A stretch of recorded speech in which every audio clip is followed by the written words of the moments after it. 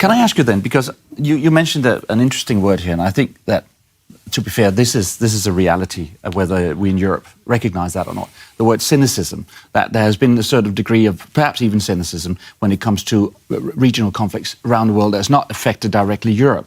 So what I'm use the word realism.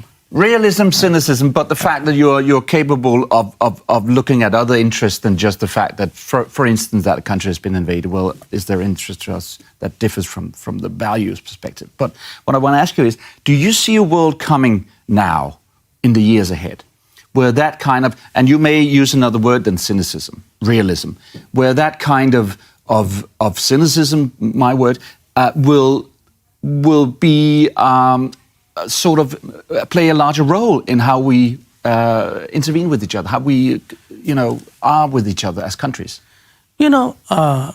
I want this to come out the right way. When you started by saying the world is falling apart, I think part of the reason why you have that mindset is because maybe there is inadequate realism.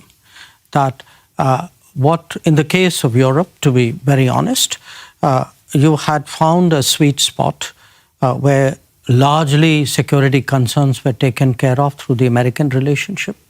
The energy demands were taken care of through the Russian relationship, and the economic trade was taken care of through the China relationship. So Europe was in a perfect position.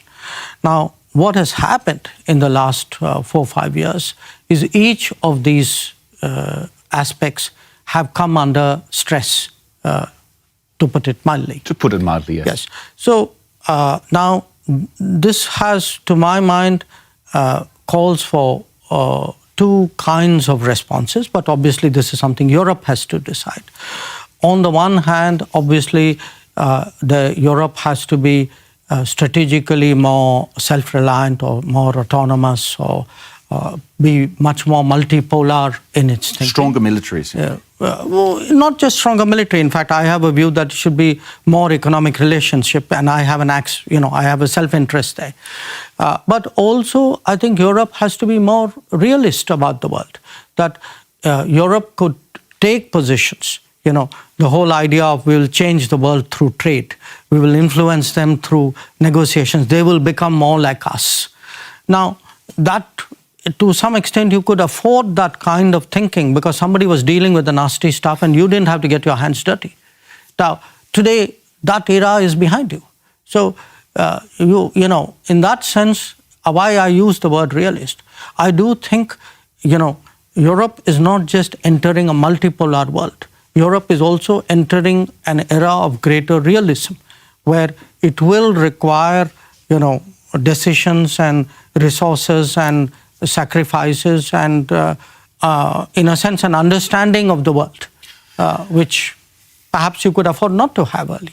Do you think that this is, and this is obviously a conversation that we're having in Europe and Denmark as well, that the whole idea that, and you also say that Europe was somehow a continent that was sort of a beacon to the rest of the world, and we had this self-confidence that if people just got to learn the ways of Europe, then they would, slowly become European-like countries. There is sort of an arrogance to that, I can imagine, when you look at it from outside Europe. I'm not saying it. No, but I can read from your body language. No, I can't. I'm just joking. But still, that Europe has to learn, in your opinion, that we are not going to make the rest of the world look like us.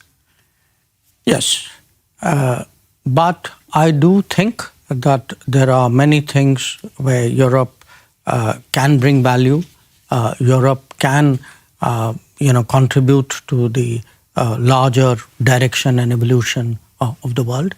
And I think those things one should pick up. Again, see, the reason why I caution against sort of a despondency is what then happens is even the capabilities, the capacities, the good things which can be done, they then get put on the side. It is like, oh my God, everything is falling apart. What do I do? The world...